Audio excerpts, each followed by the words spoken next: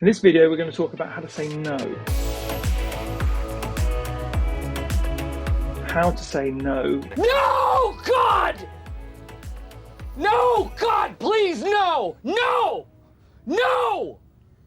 No! It's one of the hardest things to say because we're always inclined to kind of go, yeah, I can do that. I'd love to help. And of course, there's no problem with that. But the issue is going to be if you're around the wrong type of clients that will happily take advantage, knowingly or not, of your kind of generosity. They'll always ask you for last minute favors. They'll always try and screw you on price. Again, it's not deliberate. It's just that they know that you'll probably give them a deal if they ask, so they will. And you'll end up filling up all of your time doing low value, low price work, wondering, why can't I get better clients? Why can't I charge more? And the answer is because I haven't got the flexibility or the time to work on that side of my business because I'm so busy because I've said yes to everyone.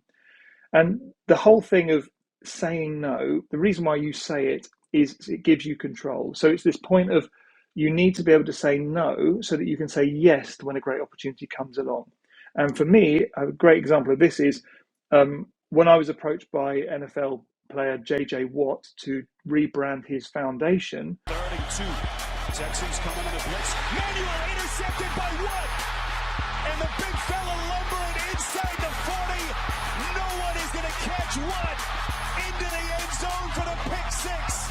I was able to say yes to what is effectively a dream job for a dream client because I'd kept a little bit of capacity back. I was running at about 70 to 80%. So I knew that I still had room if a dream job turned up, and it did this time.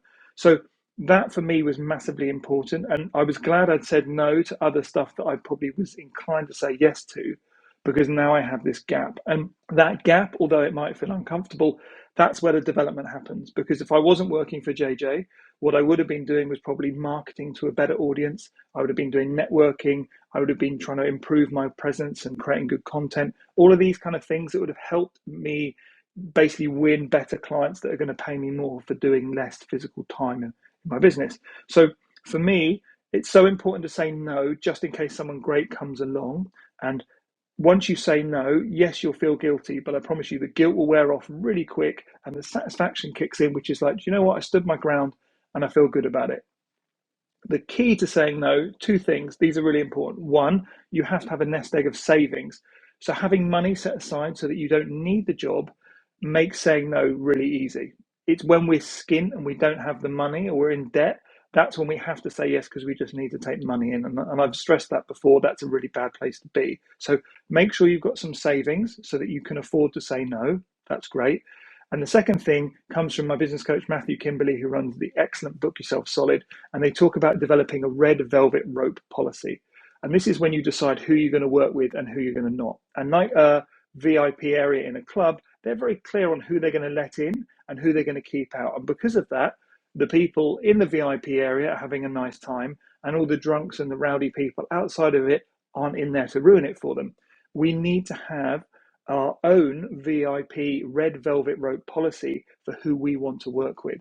And if you think of it like dating, you're very clear on what you would consider red flags in a date. So if you meet someone, they seem lovely online, but then the way they treat the waiter in your date or the way they treat the doorman at the hotel or whatever, or the taxi driver, if they're mean, then you know, oh, this is a red flag. If they're always on their phone, this is a red flag.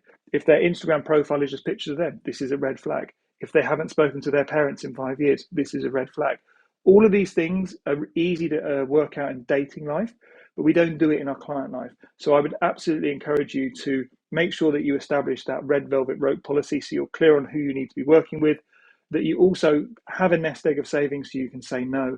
And then with all of that available, fix your marketing so that you're targeting a specific audience of people you want to work with, not people who think they can get away with nagging you for a deal, which is a nightmare.